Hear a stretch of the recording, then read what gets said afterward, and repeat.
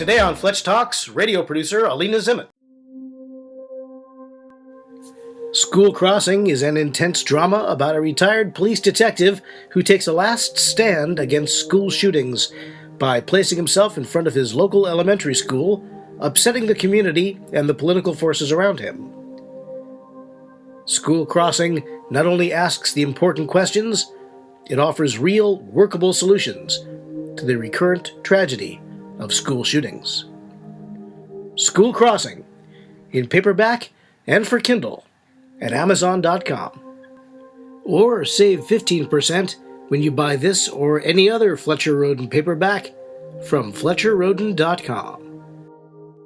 Here's what I want to know. Because, we all don't want the films that we love to be remade, it seems to me, but we don't really care if the films we don't love are remade. So it's not an ethical question or an artistic question. It's really a matter of our own prejudices, isn't it? Really, I mean, it's just a matter of we don't want our own stuff being messed with more than it is we feel conceptually that it's wrong to deface a certain person's work. Because if we don't think that about Michael Bay, then we can't really think of it for Humphrey Bogart. Okay, well, let's just not really talk about Michael Bay. But, with Humphrey Bogart... The principle is the same. The only one I actually, and I will say, I did like the remake of Ocean's 11. All right. Now that's a case in point, because a lot of people from another generation would say, oh, you ruined it. With all the flashy camera movements and these actors who don't have the same pizzazz as the chairman and all that. I mean, is it not a matter of perspective? I think you do have a valid point about remaking movies that were so recently done. I mean, Judge Dredd. They just did Judge Dredd the first time.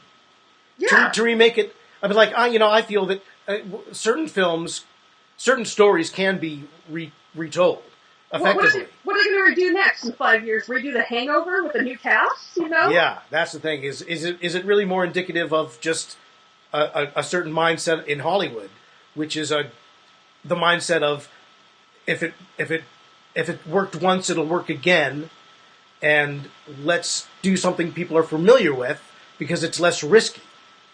And if they have to go back to only a film that was done 10 years ago, or only 20 or 30 years ago, RoboCop, they're remaking RoboCop, more or less because people have a familiarity with RoboCop already, and it's an easier sell because it's got some kind of Q rating. It's got a familiarity, and that makes it less risky of a product in today's movie marketplace. Do you agree? Yeah.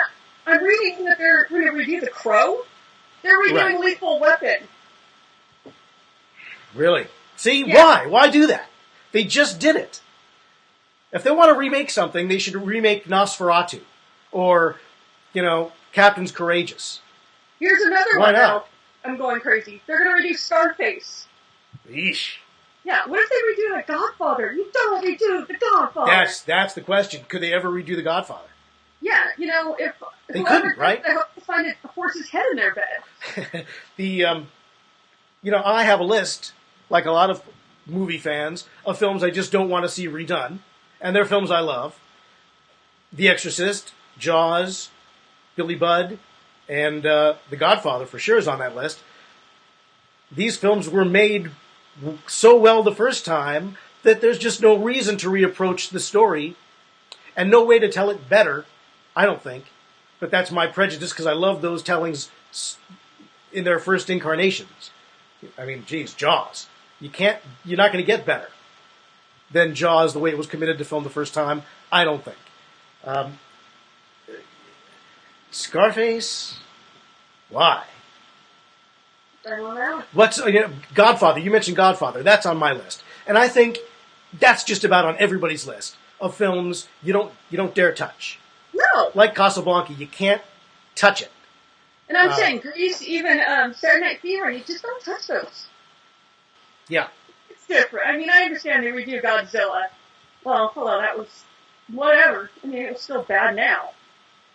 Well, Godzilla is, I think, a different case, because it's not one story, it's a character.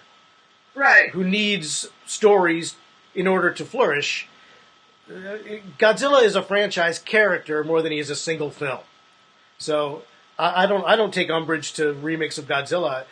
I thank God they did, because in the 90s and 2000s and upcoming, there are great Godzilla movies, much better than the 60s and 70s and 80s crap Godzilla movies that they were making. So, I find that Godzilla flourished. Batman too. The Batman movies got much better. Batman needs, as a character, he needs movies to keep existing in, but that's not the same thing as Ferris Bueller's Day Off, Right. which is a one-off story that was told quite well, and the need for another version of that it's questionable. That's like, Why do we need to spend $100 million to see that story told again? right. That'd be like Goodfellas. It'd be like Goodfellas. Can you imagine redoing Goodfellas? I mean, why? I can imagine somebody pitching that idea, but I can imagine it happening, but I can't imagine it being good, or Like, certainly not being better. American Graffiti. Please never redo American Graffiti. That was a perfect movie at a perfect time.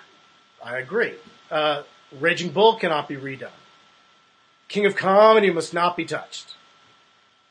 Those three movies, Raging Bull, King of Comedy, and Goodfellas, are really Scorsese's underbelly of America trilogy. Right. And those together, that's a masterpiece trilogy. None of those films can be touched. If you'd like to be a guest on Fletch Talks, drop me an email.